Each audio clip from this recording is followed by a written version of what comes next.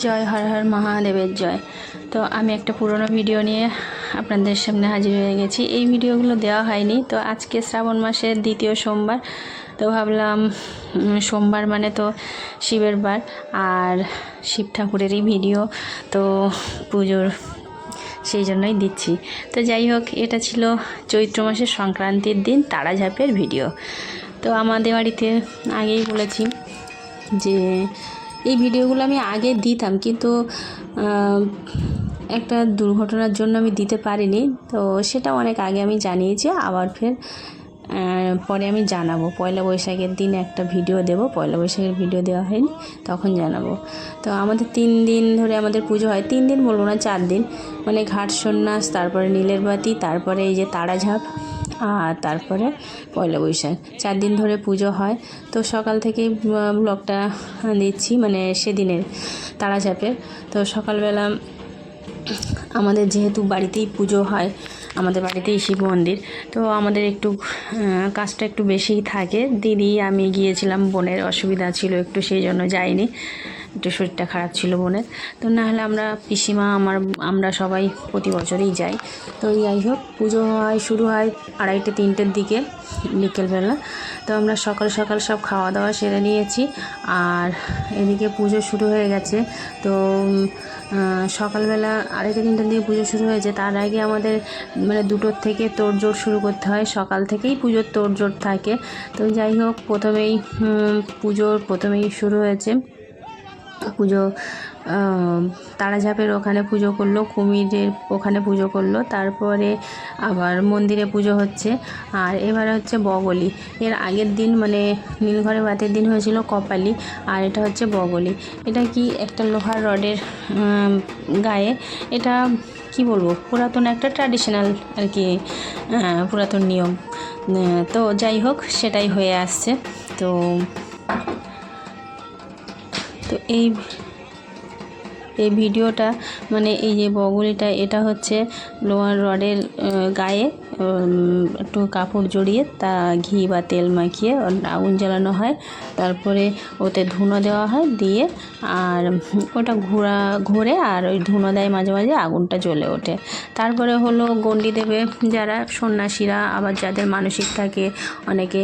তো যাই হোক, আমার মা এটা প্রতি বছরই করে, যেহেতু আমাদের পুজো, সেহেতু মা আগে ঠাম্মা করতো, তা আমরা ছোটোর থেকেই দেখছি মা করছে, মানে মা ঠাম্মা ছেড়ে দিয়েছিল, মা করে। সারাদিন উপোস থেকে গণ্ডি কাটতে হয়, আর তারপরে ধুনো পোড়াতে হয়। তো 3 পাক গণ্ডি কেটে তারপরে মা ধুনো পোড়াতে বসলো। আর যাদের মানসিক থাকে তারাও অনেকে গণ্ডি কাটে, তার সন্ন্যাসী হয় এখানে।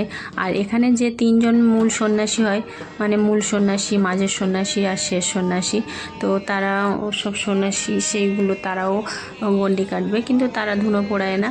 তো যাদের মানসিক থাকে তারাই একমাত্র ধুনো পোড়ায়।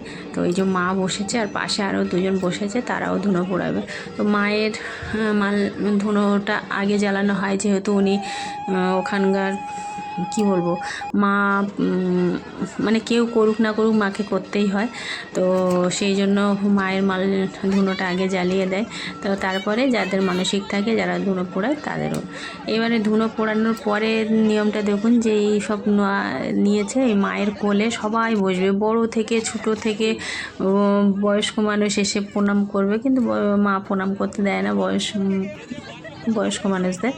তা ছোটরা সবাই কোলে বসে আর প্রণাম করে, আমরাও বসি। আমার দিদি, দেখুন দিদি বসেছে, হাসছে, তারপর আমার ভাই, তো তারপরে আমরা সবাই বসি আর প্রণাম করি। তো এটা সবাই করে, তো এটাও একটা নিয়ম। তারপরে এই যে সবাই মিলে অঞ্জলি দিচ্ছে, কিন্তু আমাদের বড় মন্দিরটা বড়, কিন্তু ওখানে ভিতরে পুজোর সব সরঞ্জাম, ওখানে জায়গা হয় না বলে বাইরেই অঞ্জলি দিতে বসলো। আর এই একটা নিয়ম দেখুন, মানে কলার পাতার উপরে মানে পাটের পাট দিয়ে আর আগুন ধরিয়ে দেয়, আর ভিতর দিয়ে সব যায়, সন্ন্যাসীরাও যায়, আবার আদার্স সব লোকজন যায়, গিয়ে ওটা পার হতে হয়। তারপর হলো তারাঝাঁপ।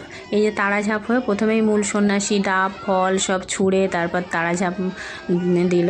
একটু সেই লোহার যে ব্লকগুলো থাকে তার উপরে বোঝ কাটা রেখে, এটা কিন্তু খুবই রিস্কের ব্যাপার। তো যাই হোক, সেইগুলোই সবাই ওই বাঁশের উপরে, কেউ একদম উপর থেকে, অনেক উপর থেকে, কেউ মাঝখান থেকে, কেউ নিচে থেকে ওই তারাঝাঁপ ঝাঁপ দেয়। তো যাই হোক, ঝাঁপ দেওয়ার পরে একটু তাদের মাথায় জল দেওয়া হয়, দিয়ে একটু বাতাসা, একটু আদা, যেহেতু সারাদিন উপোস করে থাকে, আর একটু আতপ চাল দিয়ে তাদের মুখে দেওয়া হয়, দিয়ে জল খাওয়া হয়। তারপরে আরেকটা নিয়ম দেখুন, এই যে আমাদের ঘটের উপরে, দেবীর ঘটের উপরে যে ডাবটা থাকে, সেই ডাবের উপরে একটা বেলপাতা কিংবা একটা ফুল দিয়ে সবার নাম সংকল্প গোত্র বলে, মানে ফুল কাড়ানো যারে বলে, ওটা জল দেয়, ওটা পরে।